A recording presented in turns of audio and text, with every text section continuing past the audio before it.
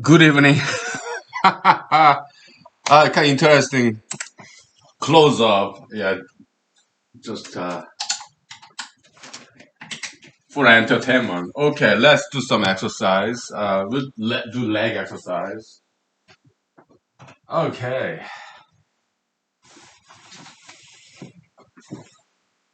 okay. Leg exercise. First calf. So, so you're using just one foot.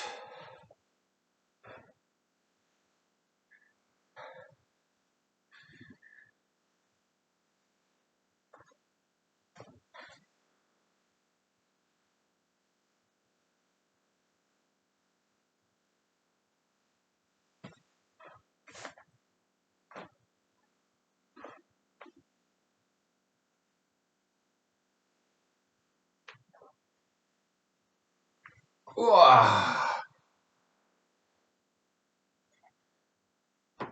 Okay. If we can make some variations to practice some balancing, so okay.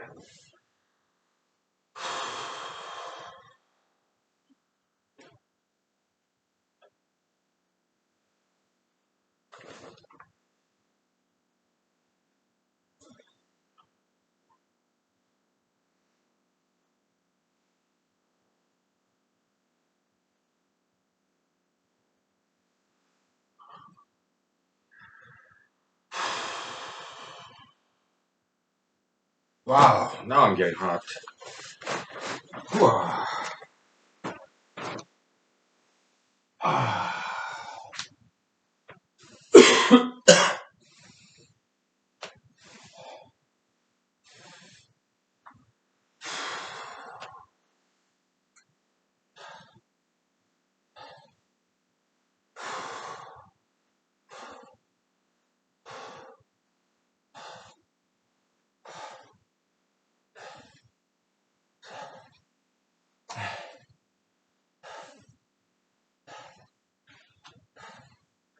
Okay. Wow.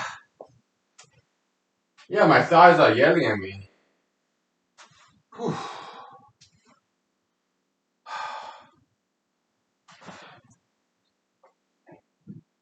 Mm.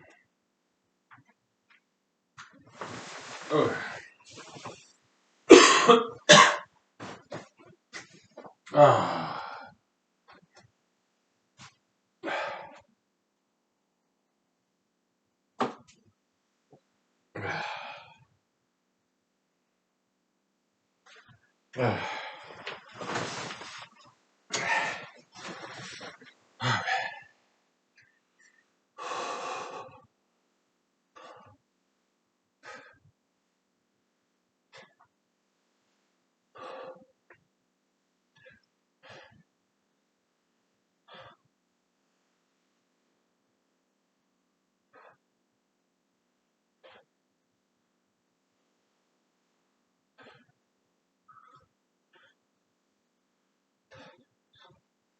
Whew.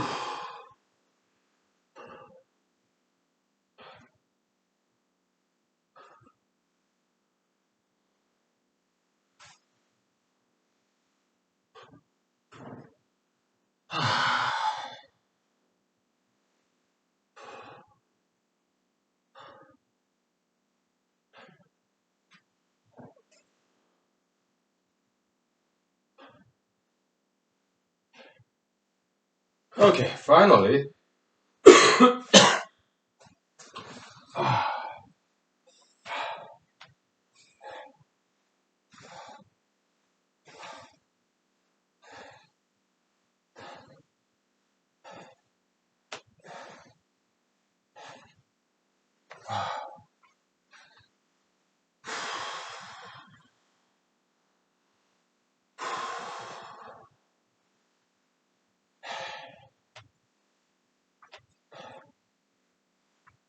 Yes. Oh. Okay, time for some martial arts. Oh.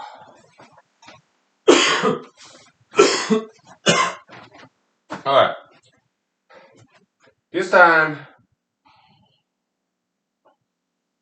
Let's use some body parts that's not traditionally used, not very very often used. Okay. All right. For example, shoulder. Okay. Yeah. Or hip, right? If somebody's behind you, like, oh, oh, okay, that was more like chest. And of course, like headbutt, right?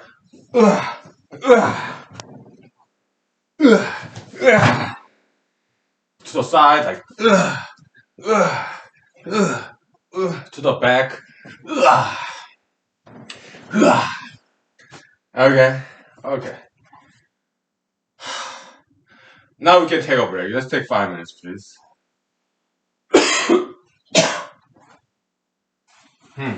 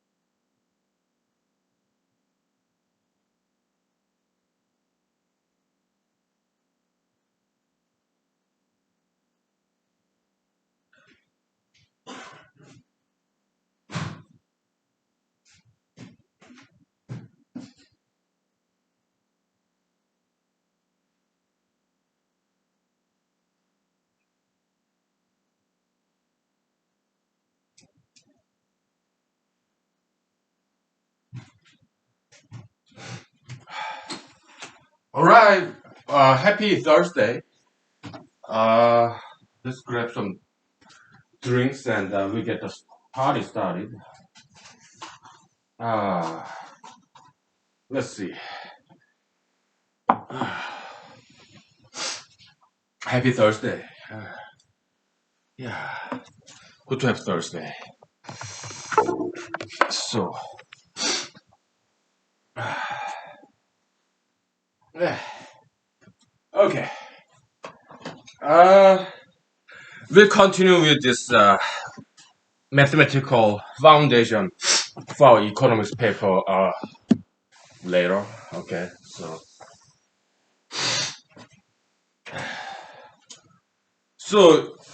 now, like during my spare time, yeah, I go to Wikipedia and today I read about French Revolution. Very interesting story. Okay. Uh, when I traveled to Europe, I traveled to Europe twice. In my first round travel, I was like 21, 22. I was in college, Madison, Wisconsin, majoring in computer science. All right. I think I traveled to Europe when I was like sophomore, I think. So I was like about 20, 21. Okay. Because it took me 7 years to graduate from Madison, Wisconsin University. Okay. So because English was big barrier for me. Okay. So it took me 7 years. Okay. So anyway, so I traveled backpack trip by myself to Europe and then first time.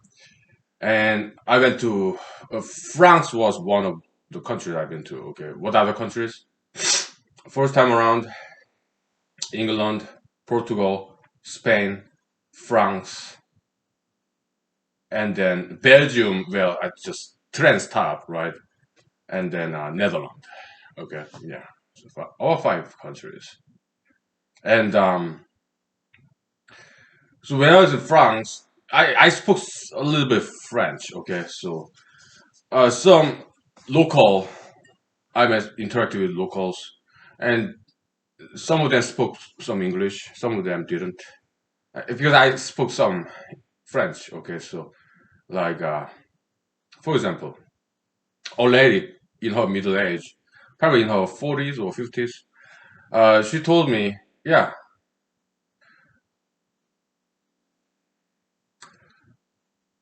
l'histoire française, française, c'est très intéressant. Something like that. Okay. Yeah, the history of France, French history is very interesting. So basically, she recommended me when I have time. Yeah, check it out. French history. That was like 20 years ago. I have good memory. Okay. I mean, of course, when I was in Korean high school, yeah, we had to study some European history, and part of that was French Revolution, French history. Okay, but I didn't pay too much attention to history classes because it wasn't very interesting class for me. Okay, I was more into like mathematics, physics, right, biology, English. Okay, and some Korean literature. But when it comes to history, I mean, we had very good teachers. Okay, but it was not subject matter of my main interest. All right, but nowadays they are okay. So this is Wikipedia, French Revolution, very interesting. All right, what French Revolution is about? It's again turn of the century, late 1700s, between 1790 to 1799.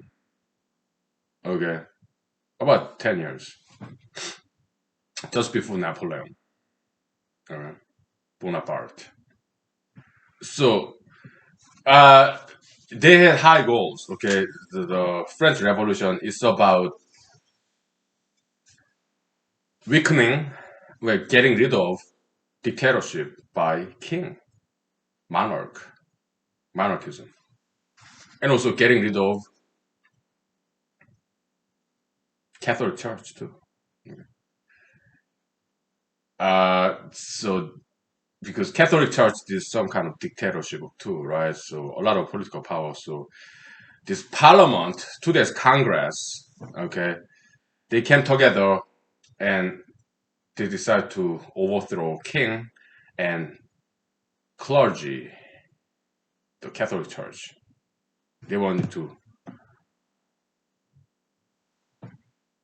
take away king's power and Catholic Church's power from France. That's what French Revolution is basically about. After that, what did they do? They took to yes, they took the power to themselves. It's my oligarchy, okay? So, but it was bad. In my opinion, French Revolution was a huge failure. Okay, they had high goals like universal suffrage, abolition of slavery, and more egalitarian goal, and also labor union. So labor union concept, I'm sorry, I didn't know. It predates Karl Marx. Karl Marx is like 100 years later after French Revolution, late 1800s. Okay, that's Karl Marx. 100 years before, late 1700s. Yeah, labor union concept existed. Alright. Yeah, some very modern ideas. Okay, they pushed for it, like universal voting right. Well, all men, not women yet. Okay, but yeah, there was some feminism there too. Females, they wanted to get into politics, but that quite didn't succeed. But yeah, there were all these modern ideas. Okay, universal voting right, female voting right. Okay, and kind of democracy a little bit, and so egalitarian, like you know, kind of like minimum wage concept. Okay, and modern kind of egalitarianism. It that way predates Karl Marx. Karl Marx is just the latest egalitarianism. Okay, but he did not invent not a single thing. Mr. Karl Marx did not invent one thing. Okay, uh, this use of revolution, violence, it predates him, Karl Marx. Okay, those ideas they are all already existing during the French Revolution, late 1700s. Okay, Mr. Karl Marx he did not invent a single thing. Okay, so yeah, these parliamentary leaders, today's Congress. Okay, yeah, they took away power from Catholic Church and from the king, and they took the power to themselves. And it got a lot worse. Why? It's this like right? This like three head oligarchy kind of like three party in the Congress. Okay, they were fighting each other. Okay, and this guillotine, right? They used violence like this rule of terror, right? A lot of people they just executed in the name of liberty when there was no liberty whatsoever. Okay, uh, in the name of liberty, they killed a lot of people, right? So they used violence. And one mistake they, out of many mistakes they made is they tried to bring changes too fast. So there were oppositions. When they saw them, they killed them all. Guillotine. Okay. They even killed the king, Louis XVI. Yeah. And so it was a failure. Okay. They did not achieve not a single thing. Okay. They just took the power to themselves. And then how about all the people who supported that French Revolution? Well, communists they call them useful idiots, but we don't. Why? Because that's too insulting, offensive, disrespectful. So we don't want to use the term idiot or fool or stupid. We don't want to use those negative languages. Okay. Yeah, they were deceived though. Just like people in communist countries. Yeah, it's always triangular, whether it's communist country or capitalist country. Before and after French Revolution, triangular structure of socio-economic society did not change. It never has. I don't think it will ever will. Okay. Yeah, it's possible. But it's we not take it all. Okay. They fool, they deceive people. Oh, after this regime change, when I'm in power, egalitarian world, everybody will have equal money. Okay. That kind of concept existed in French Revolution, egalitarianism. So it's not Karl Marx's original idea. No, he did not invent a single thing. He didn't. All right, it's copycat. He's highly overrated. So yeah, French Revolution is a violent overthrow of dictatorship by king, monarchy, to have egalitarian society. But did they achieve that? No, they take the money and power, money to themselves. Parliamentary, Congress people basically. Today's Congress. Okay, and people were deceived. They supported that movement. Mm. It's same old story, right? Yeah, communist revolution, right? Just like French Revolution, it's just regime change. Triangular structure, it never changed. Egalitarian society, no, it never once existed ever. Okay,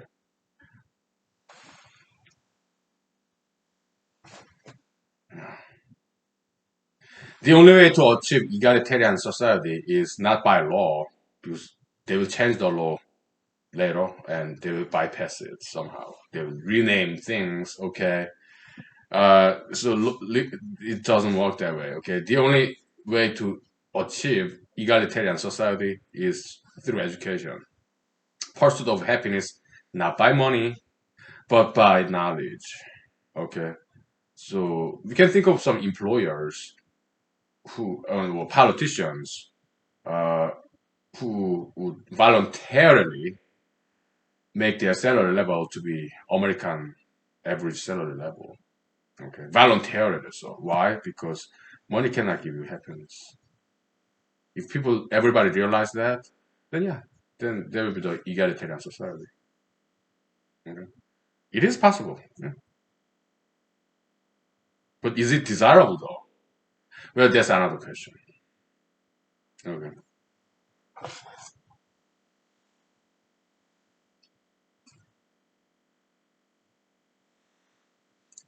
let's take 5 minutes. Okay. Uh, oh,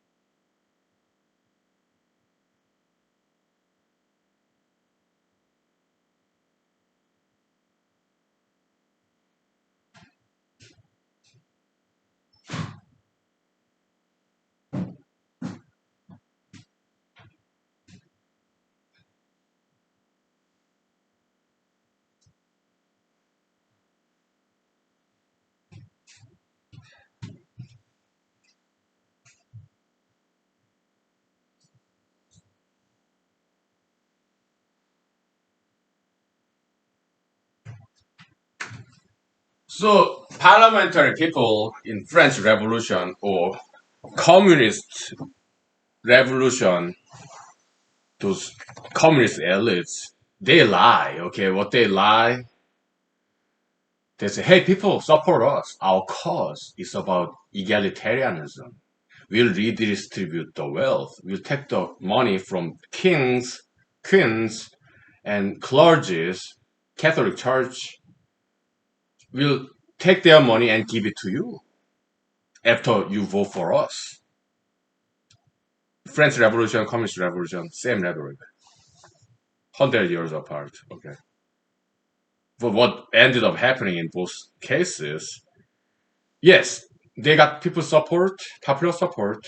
People were deceived, and after they won the election or won the communist revolution or French Revolution, they took the money from kings, queens, and Catholic churches, and they took it to themselves. They did not fulfill their promise. They did not give it to the people. No. Why? Because that's what they wanted from the very beginning. They were liars. Okay.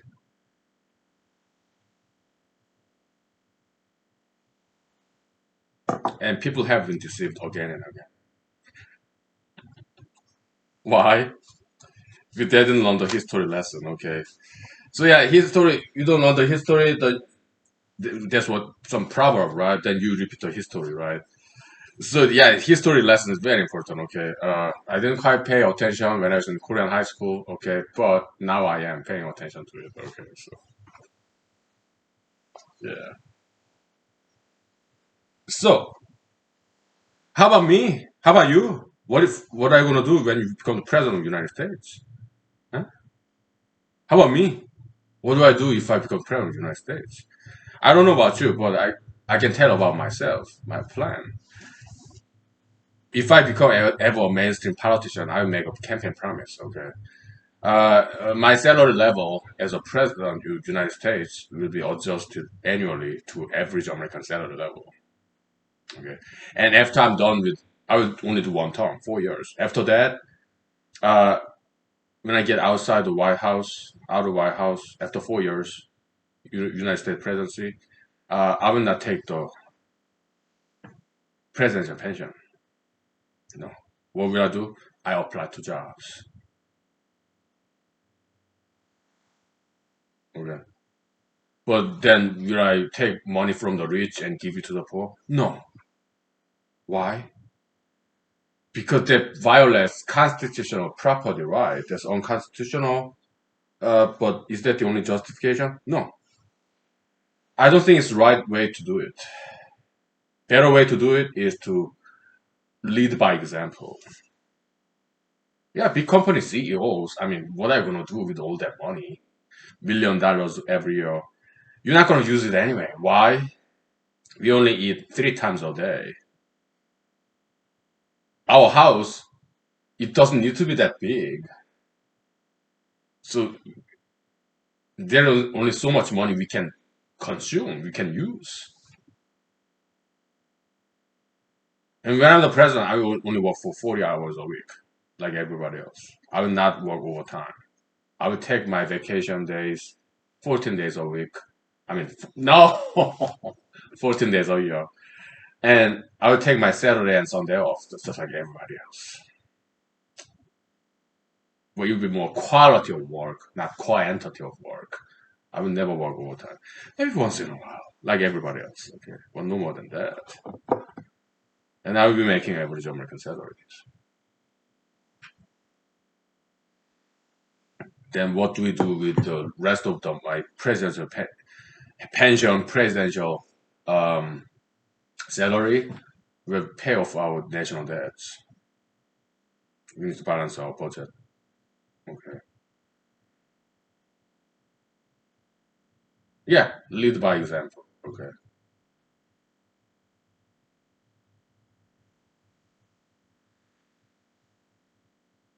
That's how I would do it. Uh, because some people, they overwork, to make more money, right? My attitude is I want to work only 40 hours a week because I don't need that much money.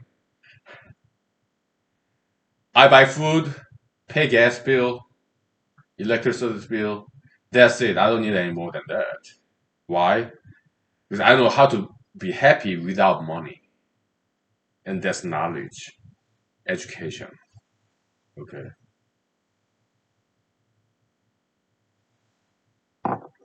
Some people I categorize as hell dweller.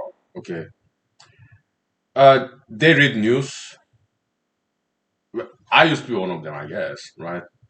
I read the news and I read something that I don't like LGBTism, post-Freud BLM, or climate change alarmism, and I get angry, and then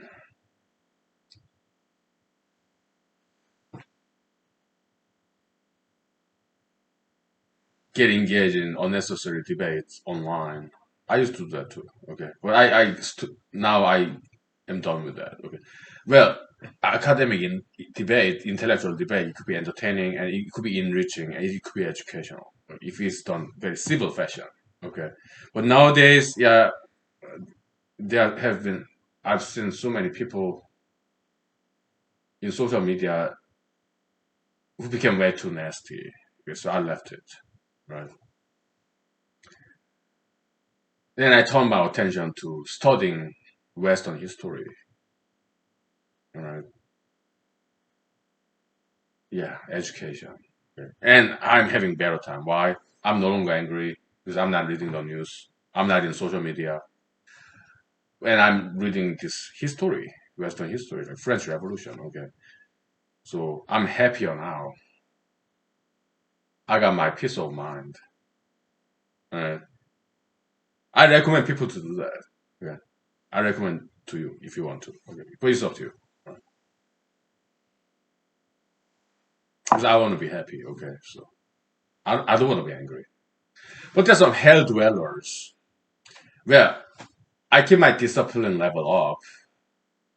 Okay, like we said, like yeah, just like we quoted 24 TV show, right?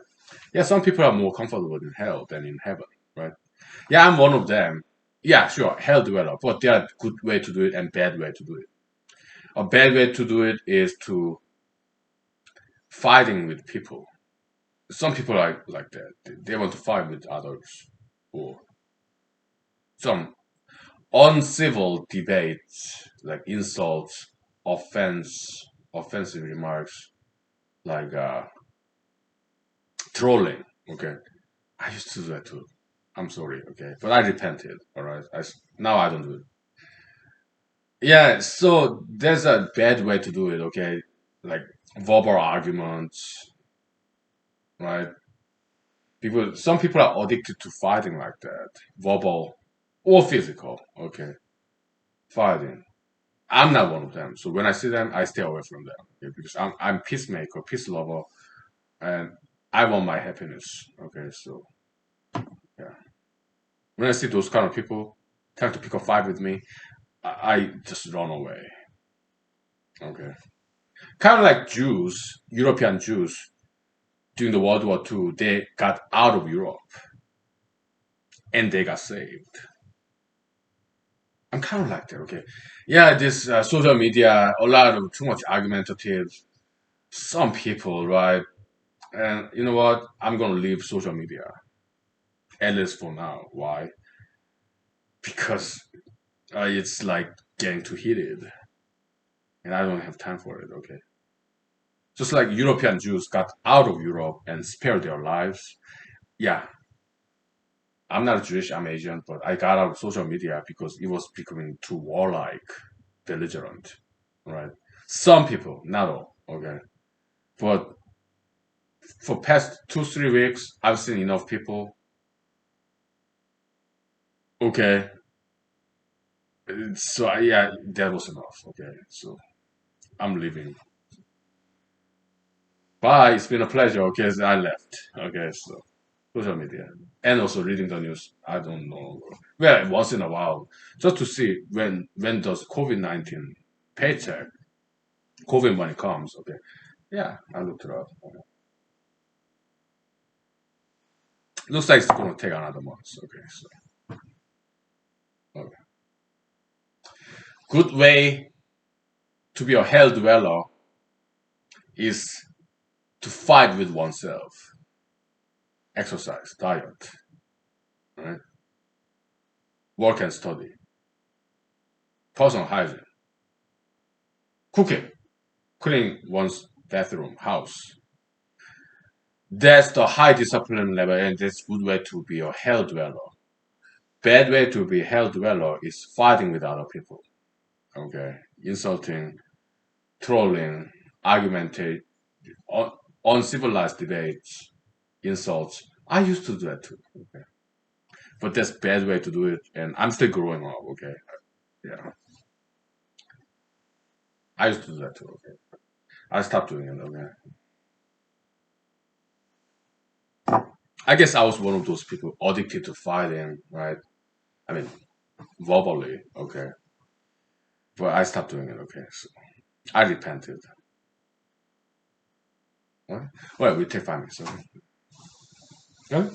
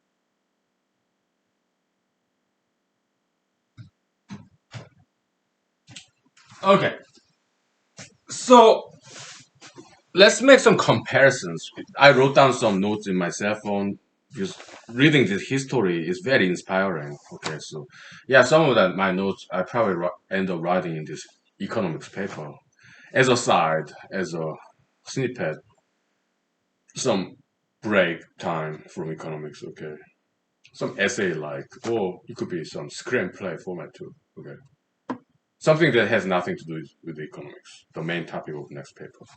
Okay, so how would you compare a scholar and a politician?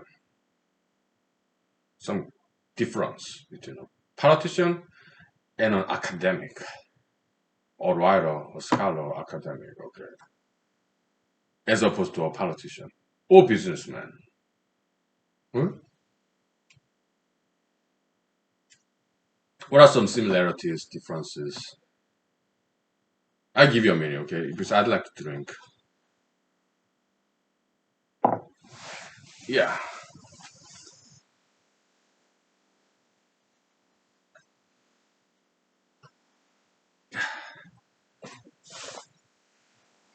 After me, I share with you what I thought about it. Okay, difference between a scholar and a politician. Politician or businessman. Okay, versus scholar, academic, or writer. Okay.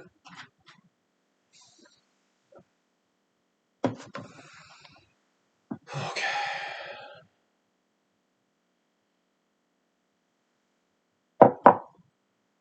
I'm kind of both. All right.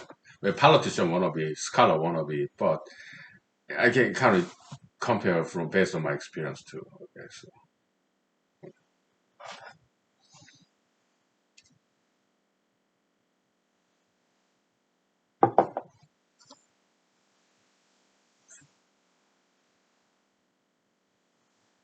are you ready? It's some interesting aspect. Okay. First, books.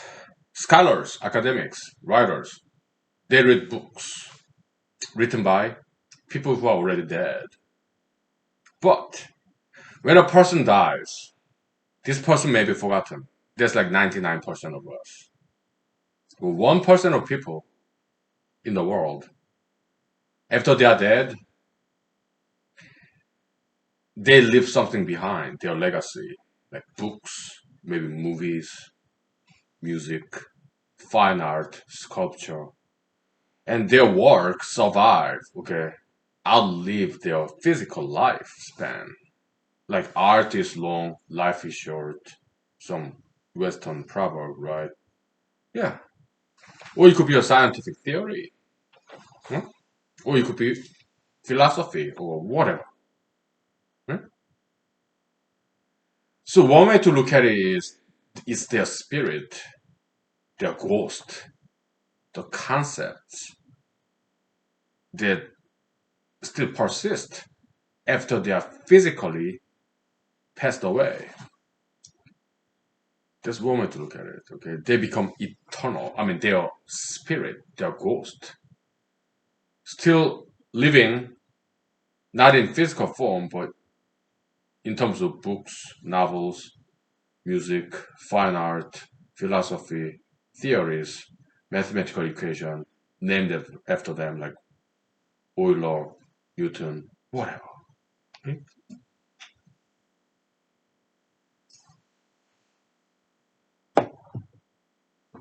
There's one way to look at what Christian Bible says, going to heaven, like eternal life, afterlife, post-human life. Then where do they live, the ghosts, spirits, after they are dead? If their work survived their physical death, it lives inside of our memory, in neurons, or some computer hard disk memory, long-term memory, right? Or in books, movies, whatever. That's dead celebrities like Mozart, Bach, Beethoven, Tchaikovsky, right? The Beatles, where some members of the Beatles are still alive, but okay, their works outlive their physical life, like Elvis Presley. Hmm? Yeah. Vivian Leigh, Clark Gable, Marilyn Monroe, John F. Kennedy, you name it, okay?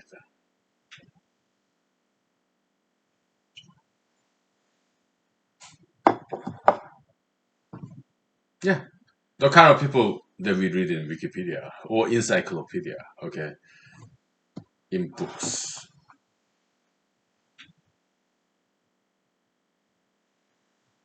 Every now and then, even mainstream news media, journalism, they write about Elvis Presley.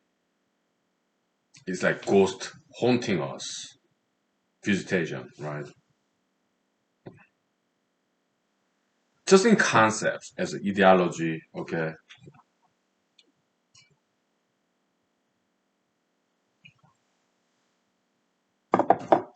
like Elvis Presleyism, right? Descriptive laws, the way he looked. He's brunette, he's kind of like dark brown and handsome guy, just Elvis Presley style. So Elvis Presley impersonator in Las Vegas, Nevada, they have to follow that descriptive law, descriptive rules. That's Elvis Presleyism. They have to have this whiskers, Elvis Presley hairstyle, and do this Elvis Presley gesture, right? Set of rules. That's descriptive ideology. Okay, it's not prescriptive. Descriptive ideology. Okay, set of rules. Elvis Presley set of styles. Okay,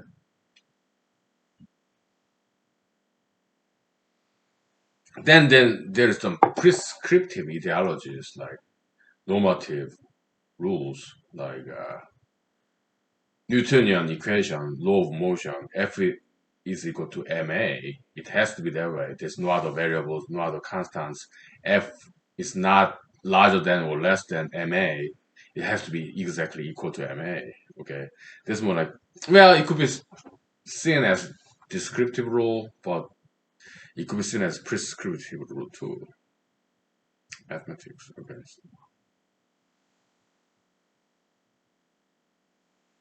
So as a writer, I listen to dead people. I mean, I read when I read about Isaac Newton or Galileo Galilei. When I read about them, it's like their concept, these dead people, Galileo Galilei, Isaac Newton, it's like they are talking to me because dead people, they have no ears. They only have their mouths. All right. So when I communicate with dead people as a reader of science, student of science, Isaac Newton, Galileo Galilei, they only talk. They cannot listen to me. With dead people, they only have mouths. They don't have ears. Okay. Now, when I so that's learning from the people who are dead. Okay. When I teach, who am I teaching? We'll take 5 minutes break. Okay. So then, yeah, this interesting contrast. Okay, it's yeah, it's something I wrote down in my cell phone. Okay, yeah, it will go out in this paper. Okay, next paper. It's very interesting thing. Okay. Welcome to humanology. Okay, you get the first scoop here. Okay, ahead of everybody else. Okay, so yeah,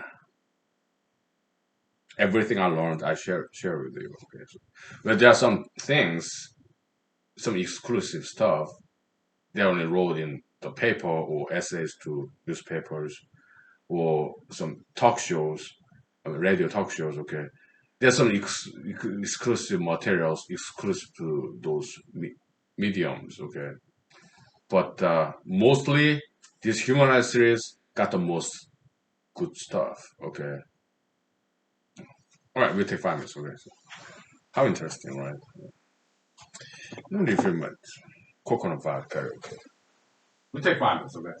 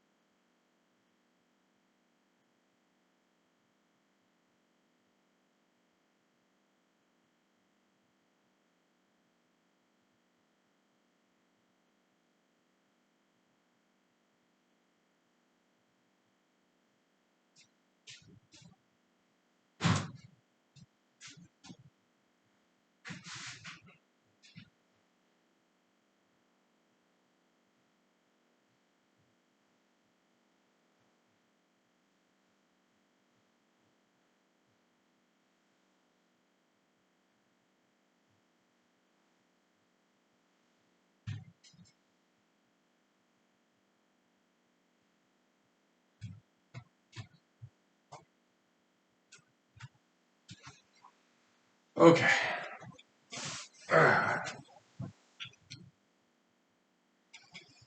You ready? Okay, ready or not? Here we go. So, who is this audience of this human series? There are people who do not exist yet, who are yet to be born. Mostly 99%, okay?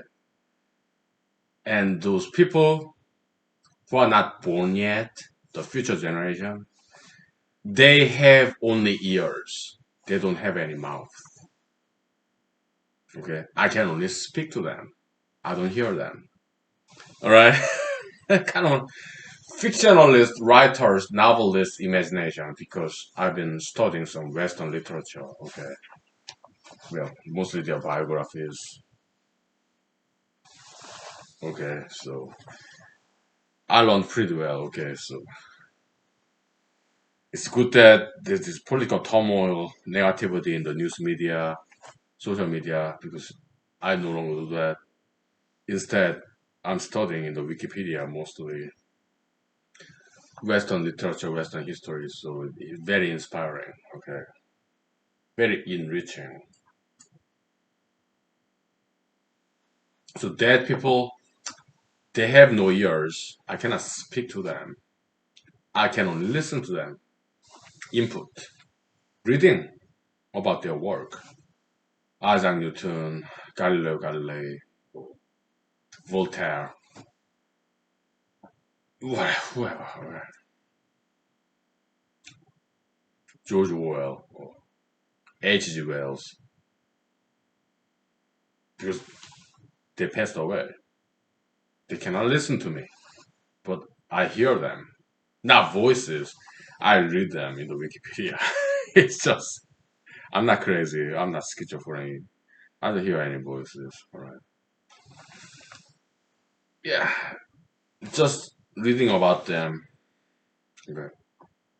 August Hemingway, whoever. Okay. People who are dead. Okay. Yeah, they are ghosts, they are spirits, their souls, their works. Yeah, input. Or if Mr. Namjoon Paik or Mr. Moonshin, uh, Mr. Auguste Rodin, their art, I see them in some web pages. Input. Okay. Or I read about them, what they wrote about. But I cannot speak to them. Why? Because they are gone. Dead people. Okay. No. Future generation. Right? As a writer. Okay, I'm a student of the dead people. The kind of people who survived, whose work outlived, survived their own physical life. Their works become metaphysically surviving works. Like Mozart, I heard his music, Beethoven, Bach, Tchaikovsky, whoever, okay.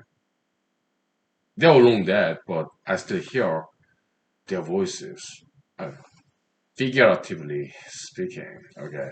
Yeah, their concepts, musical notes, okay, in the radio, right?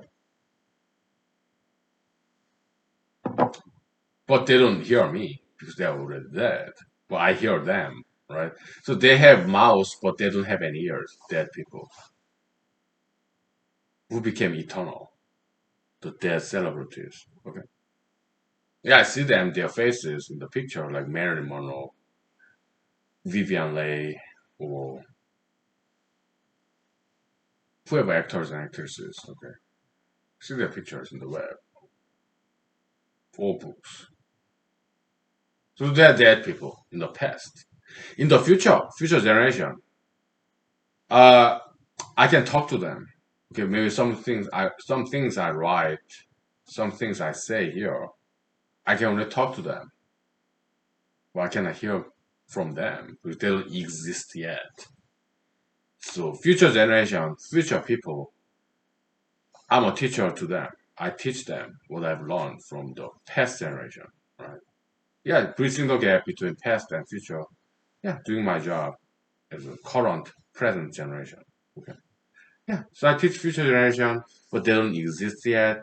So my conclusion, They have ears, but they don't have mouth. Because I talk to them, possibly they will listen. They have ears, but they don't have mouth. Because I don't hear from them. Why? Because they don't exist yet. Okay, isn't that an interesting theory? Right? Yeah. Interesting concept, right? Yeah. The difference between kind of dualism, right? People who are dead, physically they don't exist. People who are not born yet, they do not physically exist. So there's some commonality, similarity there. People who are dead and people who are not born yet, neither of them exist physically. Okay. But some difference. Yeah, dead people, they have mouths, they don't have ears. Future people, they have ears, but they don't have mouth. All right, so yeah, that's something I'm gonna write in some snippet in the next paper. Okay. It's some interesting concept. Yeah, it's dualism. Okay, plus minus minus plus. Okay.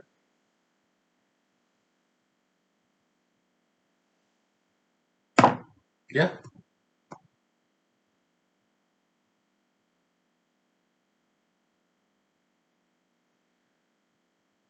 yeah. What's next? We'll take 5 minutes break. Okay, but before that, I'll mention this so that you can think about it. Okay. In one of the X-File episodes, I think it was episode called "Ghost Who Stole Christmas." Okay, X-File episode. Okay, and this ghost lady, very beautiful lady, probably in her 60s or 70s, she played this character of ghost. Okay, so it's a haunted house, X-File. All right, ghosts who stole Christmas. Okay, so she said, "Yeah, romance is the first to go." I didn't quite realize, understood what that meant.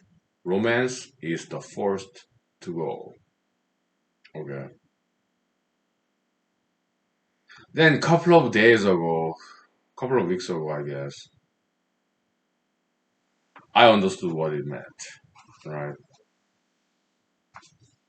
I had my interpretation of that phrase, the sentence, maxim. Romance is the first to go. Okay. Well, I guess this X-File writers in Hollywood, they're well read. They studied some Western literature, I guess. Or maybe they came up with it for the first time. I don't know. We take 5 minutes break, and I'm gonna grab my cell phone and look it up. Okay. Romance is the first to go. Okay. I didn't know when I watched this X-File episode, Ghosts Who Stole Christmas, but now I kind of see what it meant. At least I have some my own interpretation thereof. Okay. So, all right. Yeah. Please feel free to come with interpretation and share it with us. Okay. So if you want. Okay. All right. We'll take 5 minutes. Okay. Grab my cell phone and look that maxim proverb up in the internet. Okay. So. All right.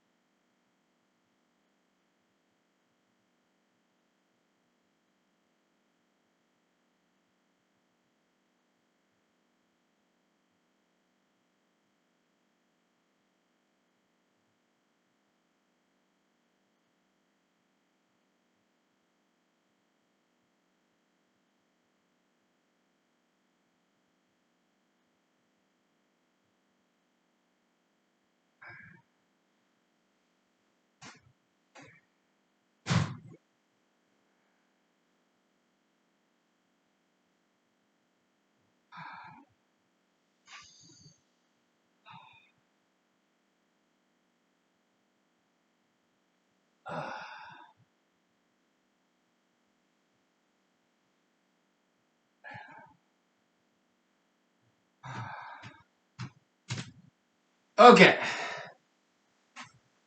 I just walked on the snow a little bit because I wanted to check whether my trash can is full or not. Okay, and there are a lot of snow in my yard.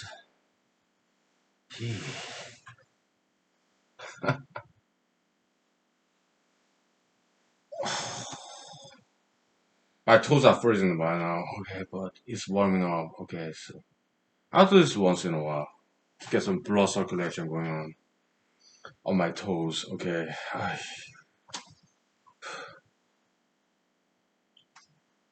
So yeah, romance is forced to go in X-File episode. Christmas, the ghost who stole Christmas. Okay, they were talking about some marriage, I guess. Okay, when hard time comes after they get married. Okay, yeah, hard time comes after they get married. I guess they stop having some physical intimacy. Okay, as a married couple, right? Romance is forced thing to go. Okay, yeah. How did I realize what this meant? Well, when this anti-Asianism in America happened a couple of months ago, okay, year 2021. Right now it's March, but a month ago it was like February, right? I'll go to supermarkets, right? And the very first thing I noticed is the look of some young ladies, right? Because I'm a single guy, right? When I go to supermarket, I guess because I'm a single guy, maybe I want to make some eye contact with some ladies, but I noticed the difference. Okay, that was about months ago. Yeah, anti-Asianism in February of 2021. Okay, I didn't know at the time, but now, yeah, it's anti-Asianism. Okay, romance is the first to go. Okay, yeah, some street romance. Okay, some eye contact. Okay, with some young attractive ladies. So I wanted to make some eye contact with them, I guess, and then they didn't want me to look at them. Okay. Okay. Why? Yeah, COVID-19, they accuse Asians, they blame Asians for that. And so, and pandemic stress, right? Political turmoil. Okay. So romance is gone. Still romance, just eye contact. Okay. So it was the first to go. Okay. Okay. What's next? Yeah. Some males. Okay. Or so first, yeah, I felt this anti-Asianism a month ago. Yes, in Alaska. Okay, America. About a month ago.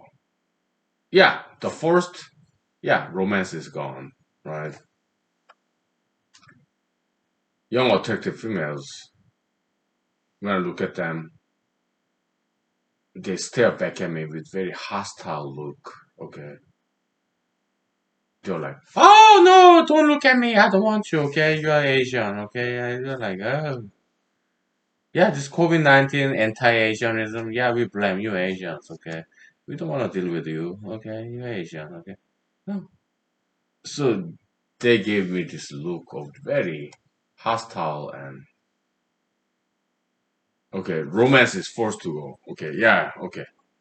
Because, yeah, essential business, non-essential business, no, yeah, reproduction, romance, that's more like luxurious, non-essential business, right? In animal world, right?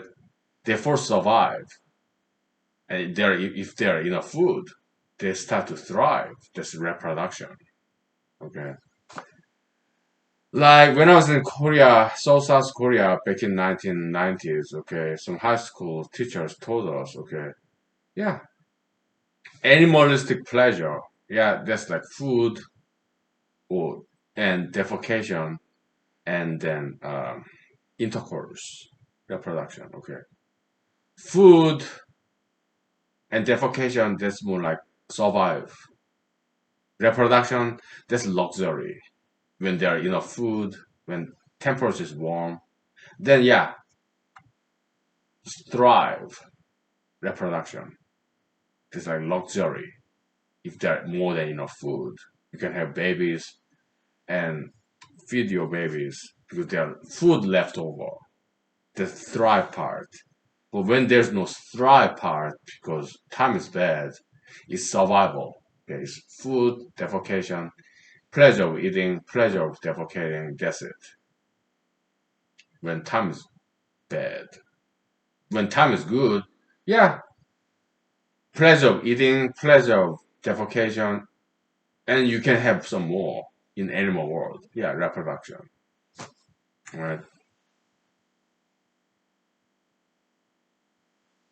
When time is bad, yeah, reproduction, this thrival part, romance, that's the first to go. After that, if time gets worse, you can not defecate. Well, maybe you cannot eat because time is getting worse. It's going down, so you have to eat less, right? But romance is forced to go because it's non-essential business. It's thrival as opposed to survival. So about a month or two ago, yeah, I remember young attractive ladies staring at me back when I looked at them, trying to make some eye contact in supermarket. Okay, okay, romance is forced to go. Next, yeah, some guys that I see in the shopping mall or on the street, or some older people, right? Now they give me some strange looks, right? So that's the second. First, romance go away. Second, other people go away. Okay. Okay. Then I realized what that meant, what that proverb means. Romance is the first to go. If I may add, yeah, other things follow. They will go away. Okay. What happened next? I'm left alone. Okay.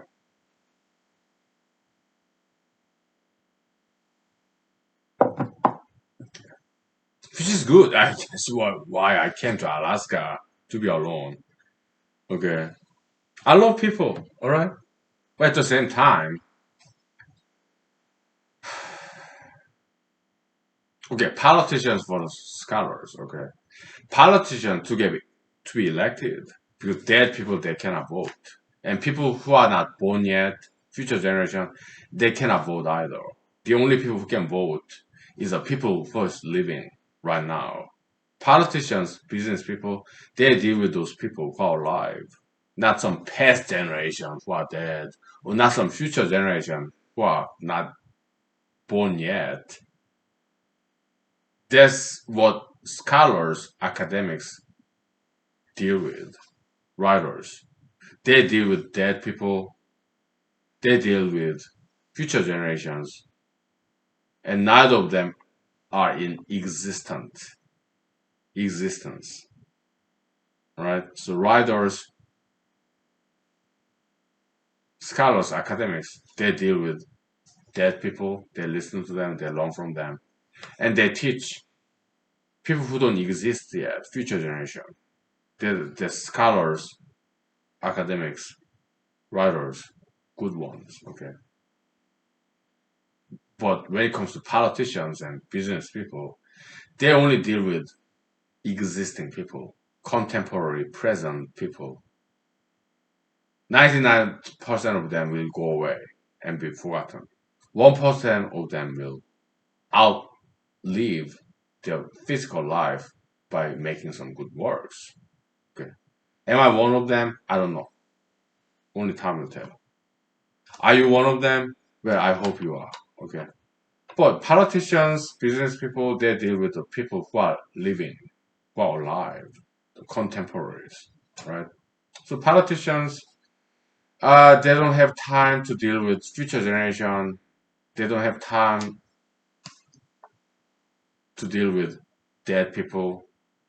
They're busy. They're smart people, politicians, business people.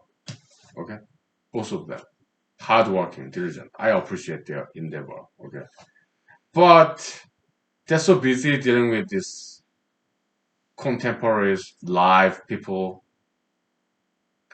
So when there comes some problems, they have no solutions. Why? Because they don't have time to learn from the past generations, the dead people. They're too busy to get votes, to sell their products to and from live people. Dead people and people who are not born yet, they cannot vote and they cannot purchase the products of politicians and businessmen and women, business people. Okay. Yeah, that's the difference.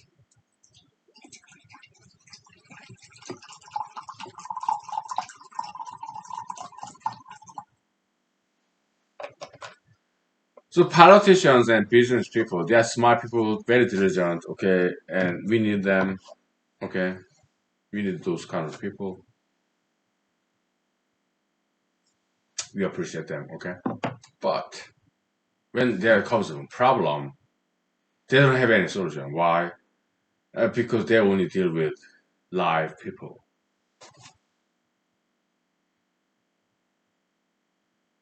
Politicians and business people. Okay. They only deal with live people. Okay. So they don't have time to learn from dead people. They don't have time to have vision for the future people. Okay. So that's why this world has not been saved yet in a massive scale. Okay. It's just rounding, same old. Okay. No massive scale salvation of humanity never once happened, right?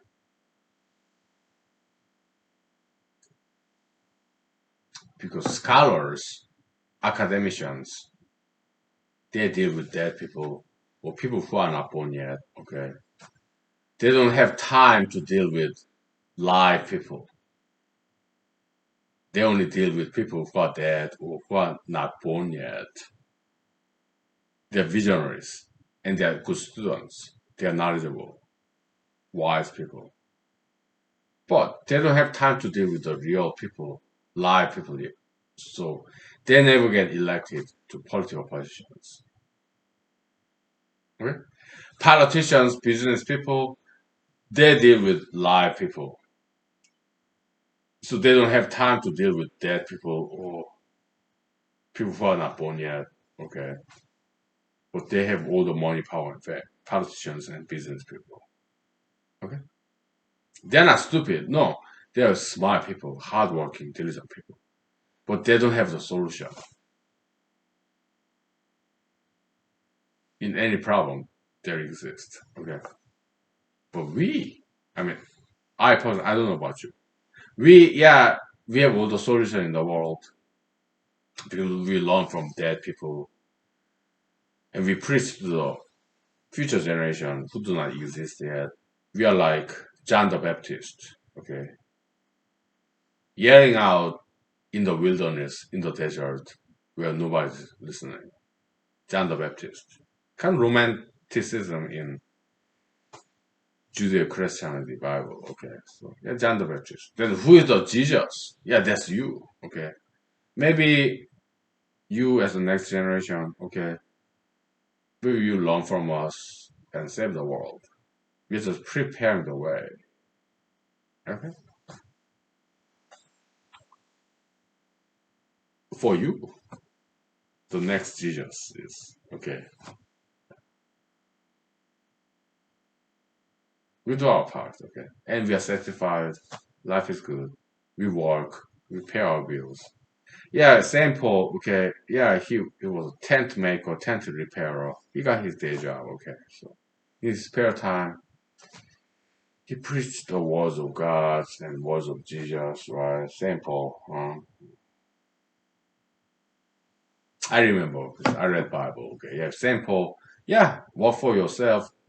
Do not depend on others for money. Labor, work, pay for your own rent, mortgage, whatever. Okay. Yeah, be economically, financially independent. Sample said that. Okay, I remember. I read Bible 6 times. So huge fan. They're good. Okay. All right. We'll take 5 minutes. All right. Let me start cooking my dinner. All right. So, what's in the menu? Uh, make some vegetable based like mushrooms, turnips. Some in my freezer. Okay. So put some water in there. I kind of miss tofu. Okay.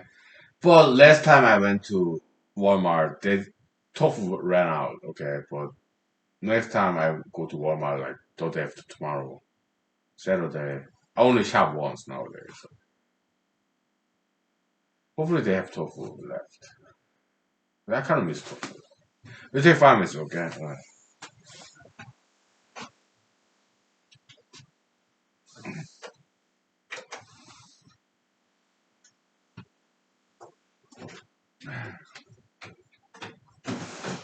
All right.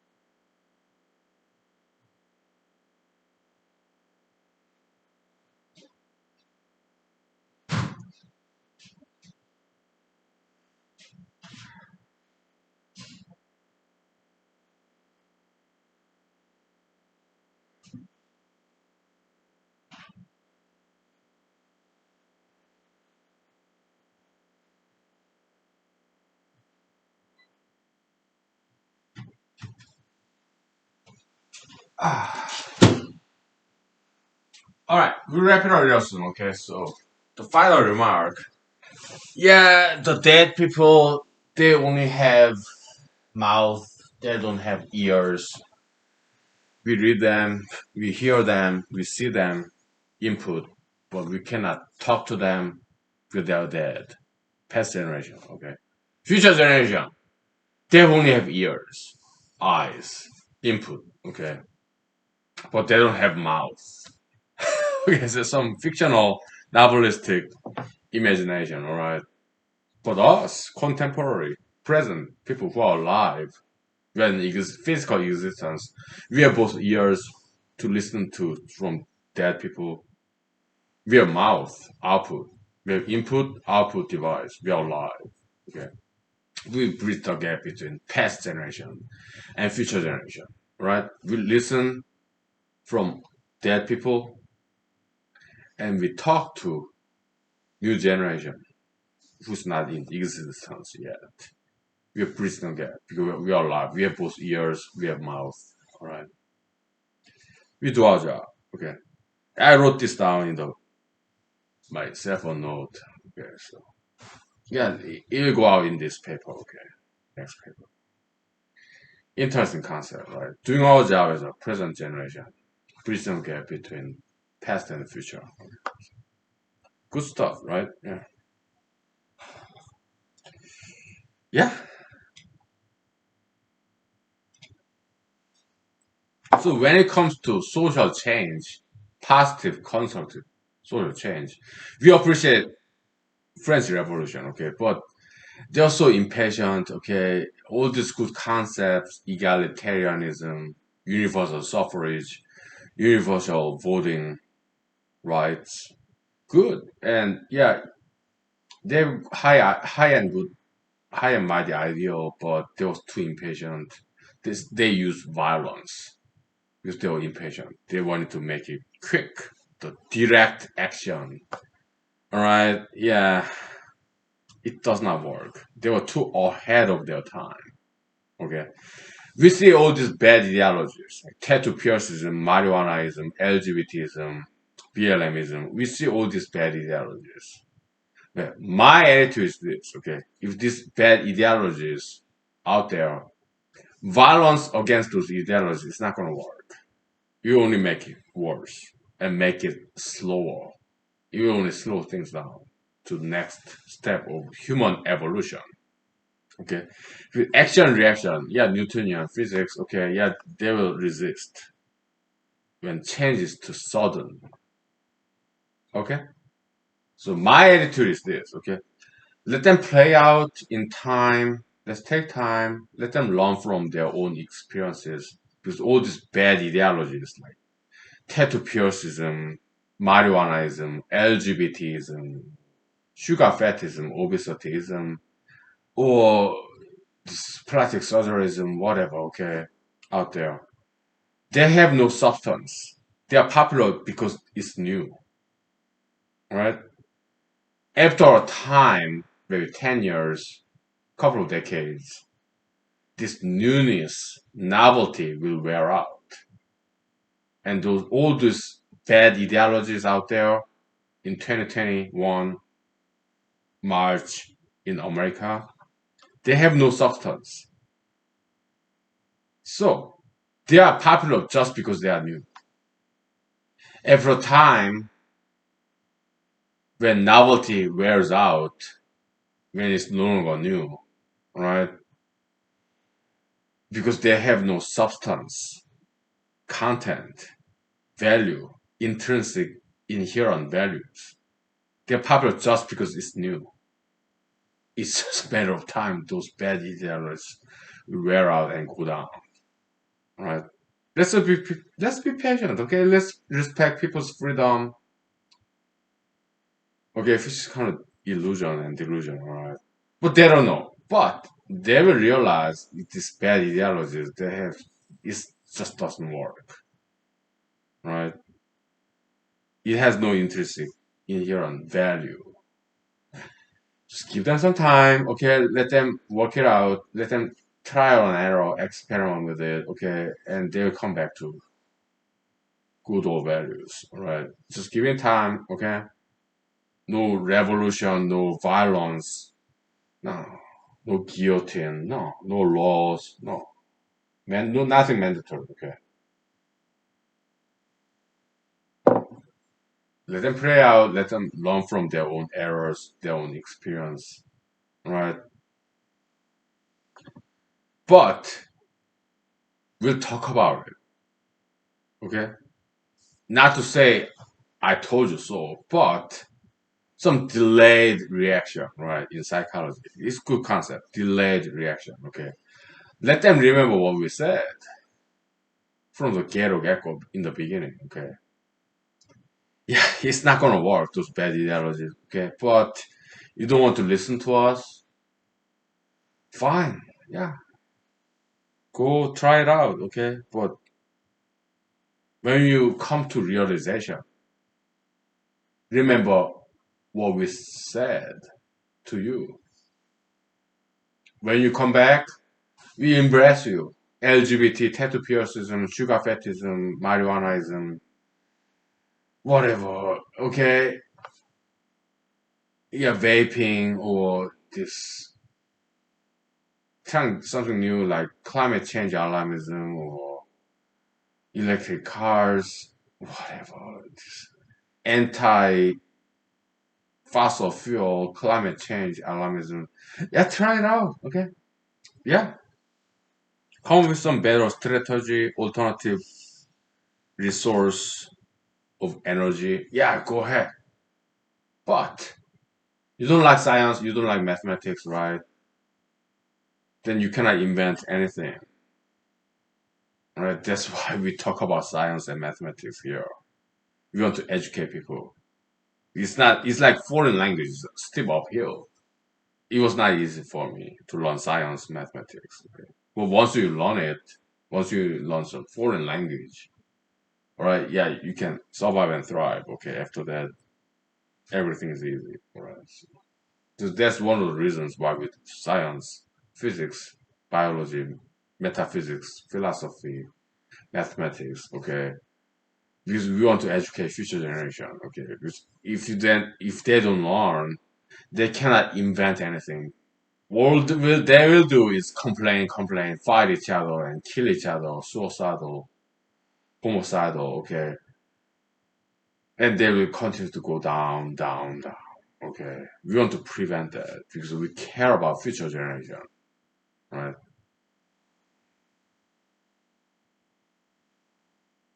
When we talk about this, when we criticize contemporary mainstream majoritarian ideologies like post January 6th pro Trumpism, very bad ideology in Republican side, conservative Christian side, okay? Bad ideology. President Trump, former, he proved himself to be a very bad politician. Okay, so the Republican Party people, if they still advocate for Mr. Trump, yeah, President Trump, former President Trump, in politics is sinking ship. Republican Party, if they still advocate for his politics, they will go down with him. Okay, I don't want to, so I escaped. Well, I'm still registered Republican. I don't want to change my party affiliation. Okay, but there is no future there. President Trump, former President Trump, he's old, stubborn, and he's unwise when it comes to politics. Okay, he cannot be reelected, in my opinion. All right. So if Republican Party wanted to get him back to Republican Party to the January 20, 2024 election, Republican Party will go down with them. Okay, it's sinking ship. Yeah, evacuate, escape.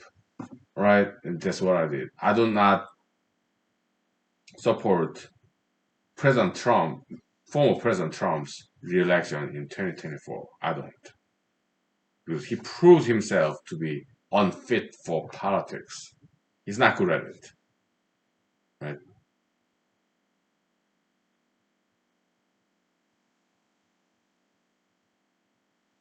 When I said that, some minority Republicans came back at me.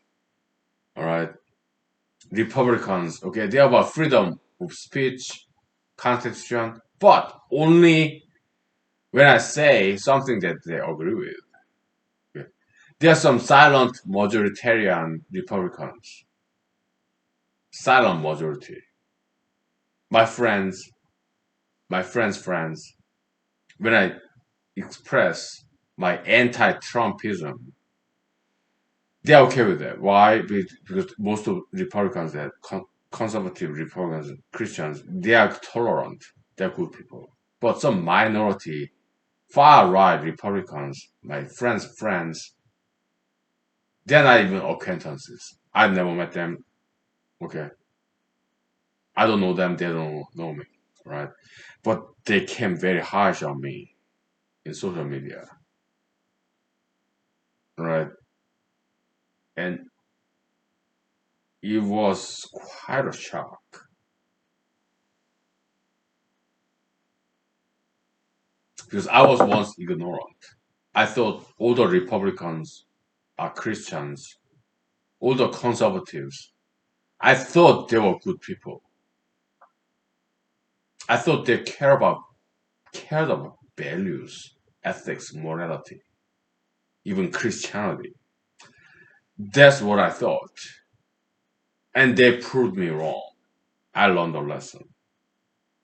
Some Republicans, they don't care about ethics, morality, Christianity, values, what's right, righteousness, justice. Some Republicans, I realized, they're just as bad as Democrats. It was a shocker. And it happened like a couple of months ago, a couple of weeks ago, a couple of days ago. I realized, I learned that some Republican Christian conservatives, uh, they are too extreme and they do not allow freedom of speech, constitution. Why? When I spoke against President Trump after January 6, 2021, they came at me,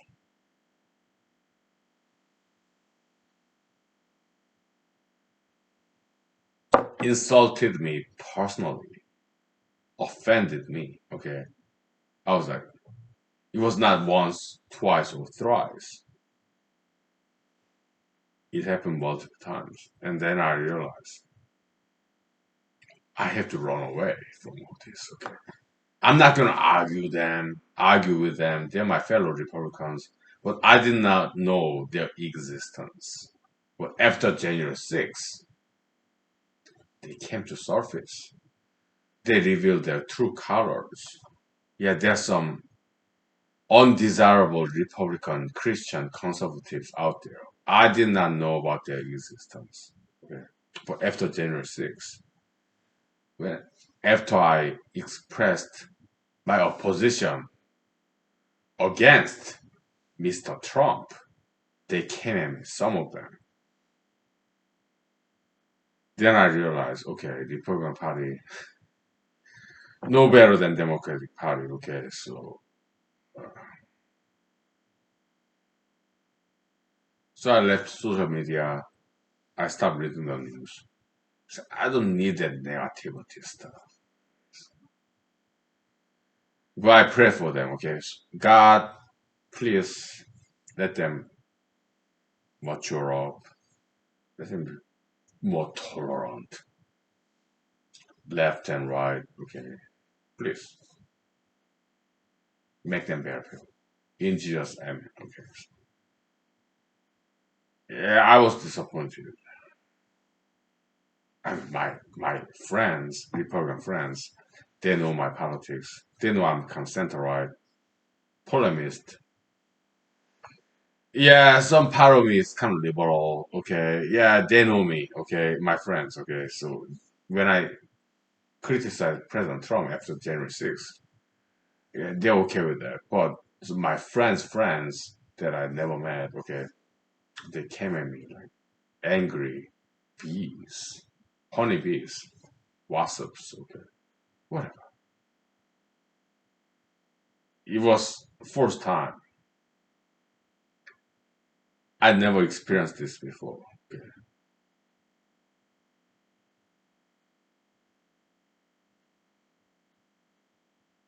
Being insulted by my fellow Republicans. They're Republican, conservative Christians, okay? But I have never once experienced this kind of insults and offense. Ad hominem attack, okay?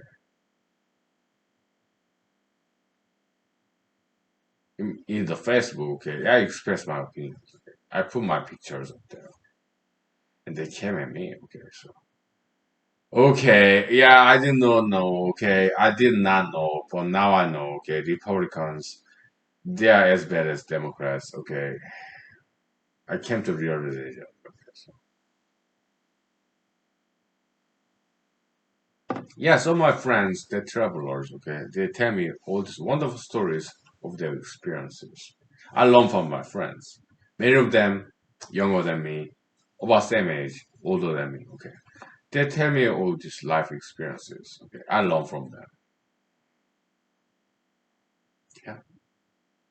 If I ever outlive, if my concepts, discoveries, humanary series outlive me, if my name ever get remembered, there's some unsung heroes, parental, grandparental generations, my friends, ex-girlfriends, people I met, my friends, okay, they are co-contributors, even though their names may not be remembered.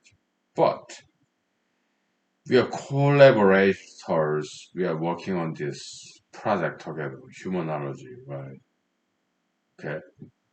So I want to acknowledge contributions from my friends, colleagues, people I ever met, people I never met. I read about them, my parents, grandparents, my bosses, former bosses, colleagues. Okay. We are all working on this together. Humanological revolution. But we want it to be bloodless revolution, peaceful. Okay, no sudden change. Okay, gradual change. Give that some time. Toleration, patience. Okay. Yeah, I said before, patience is not one of my virtues, but maybe it became one of my virtues. Okay, yeah, let's tolerate without bad ideologies. It's not going to last very long. They don't have intrinsic value. They don't have content, substance. Bad ideology, they're right now mainstream just because they are new.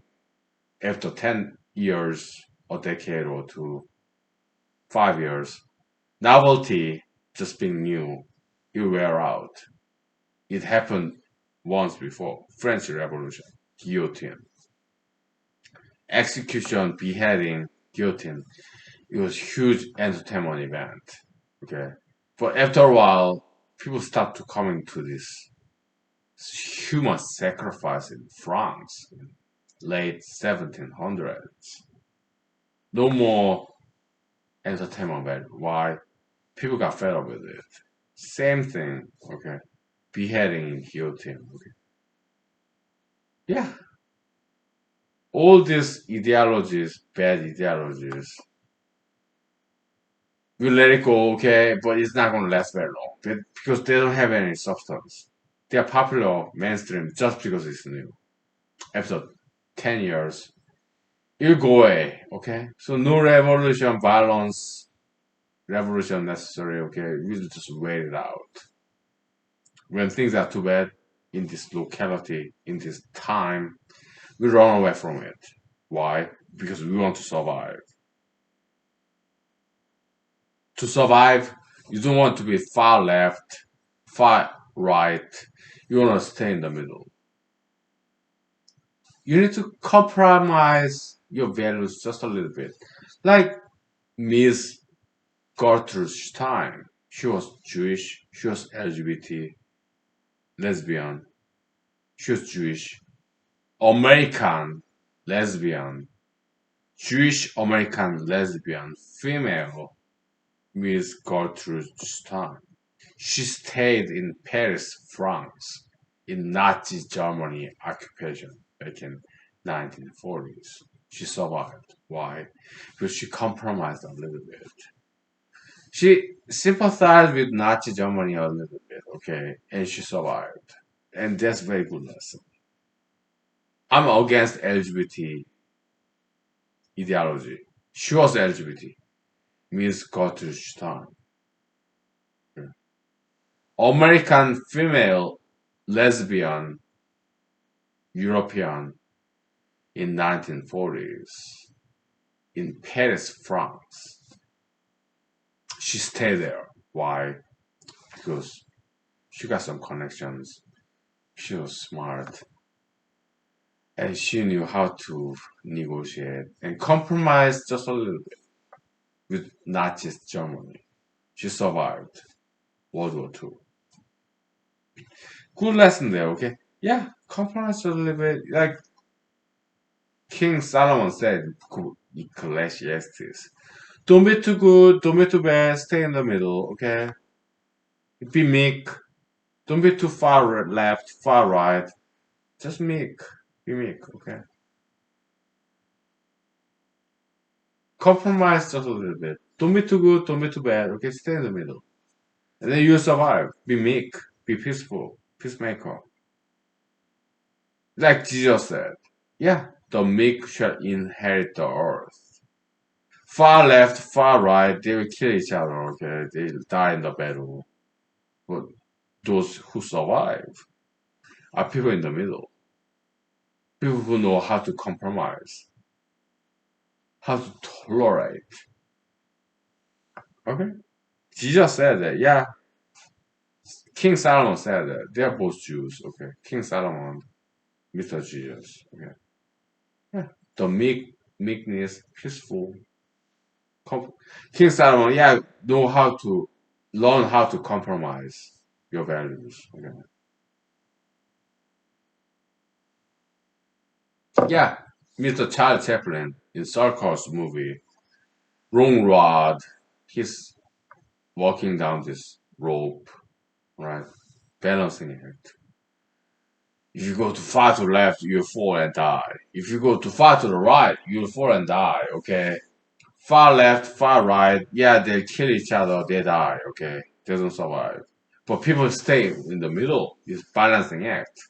On top of the mountain ridge, hiking trail. You don't go down to the left, you don't want to go down to the right. You stay in the middle. Virtue the middle, the golden middle. Aristotle, Jesus, Solomon. Okay, golden middle to survive and thrive later on. Good day will come. Okay? Yeah. We avoid extremes. We stay in the middle, right? We tolerate. Sometimes, yeah, silence ourselves. Sometimes we run away. It's necessary for survival. Right? But every now and then we do voice our opinions, expressions, objections for the record. Yes, we do not want to bury our heads in the sand, right? For future generations' sake, we want to express our opinions, but in the right medium, via right medium. Okay, we don't want to engage upon this verbal exchange, some debate, this waste of time. Okay, maybe some news article, some papers in some online database, news article editors, writers, or some radio talk show, as opposed to one-on-one debates, because we don't like massive protests in this brand of humanology. No massive protest is banding, jumping the bandwagon, majoritarian protest, massive protest. It can turn to violence. After violence, massive protest in BLM, January 6th. They want to get paid. How do they do that? They start looting, burglary. Oh, we worked so hard.